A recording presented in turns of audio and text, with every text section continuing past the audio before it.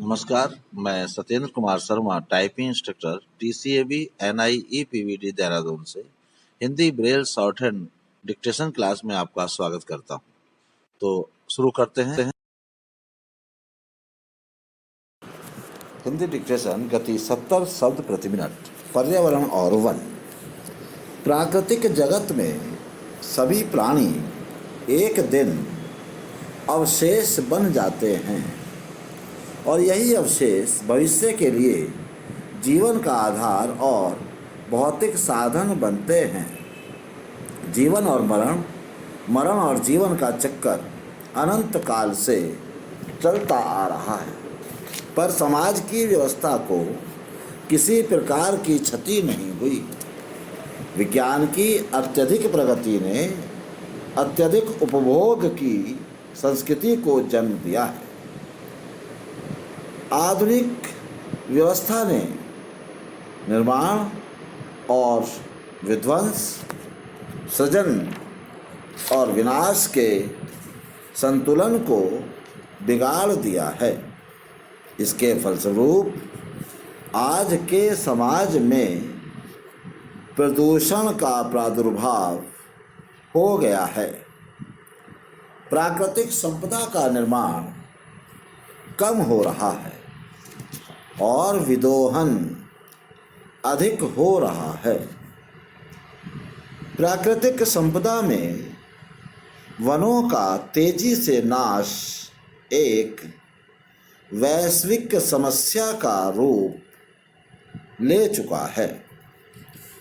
One और जीवन एक दूसरे से जुड़े हुए हैं और इसलिए कहा भी गया है कि वन ही जीव और जीव ही वन है।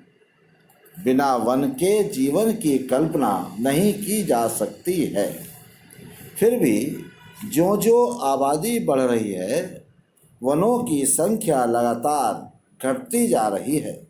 जहाँ कभी घने जंगल थे, अकेले जहाँ आदमी जाने से डरता था, वहाँ घनी आबादी वाले बड़े बड़े शहर हो गए हैं। मनुष्य का अस्तित्व पेड़ों से जुड़ा हुआ है।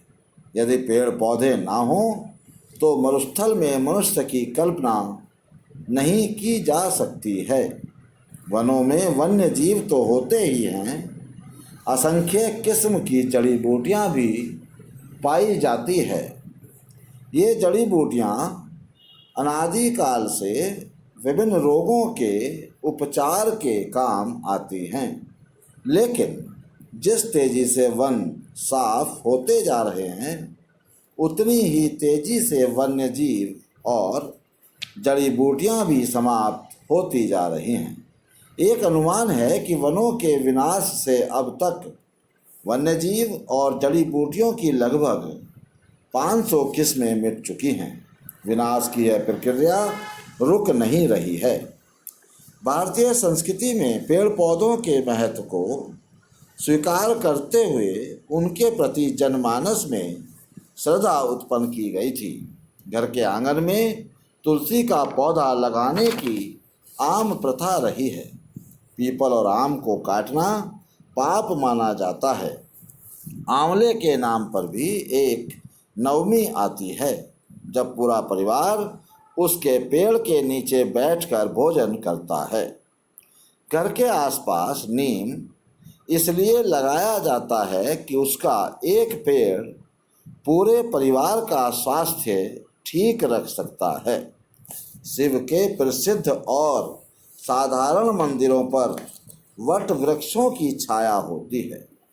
भारत में जंगलों में रहने वाले आदिवासियों से लेकर वाराणसी और उज्जैन जैसे शाश्वत नगरों के लोगों को भी ज्ञात होता है कि आदिवासियों से लेकर वाराणसी और उज्जैन जैसे शाश्वत नगरों के लोगों को भी ज्ञात है कि पेड़ क्यों जरूरी हैं। इसीलिए वे उनकी पूजा करते आए हैं और हरे पेड़ को काटना पाप मानते हैं। किसी भी संस्कृति, सभ्यता और उसे पनपाने वाली जीवन पद्धति में पेड़ इस तरह से पूजित और रक्षित नहीं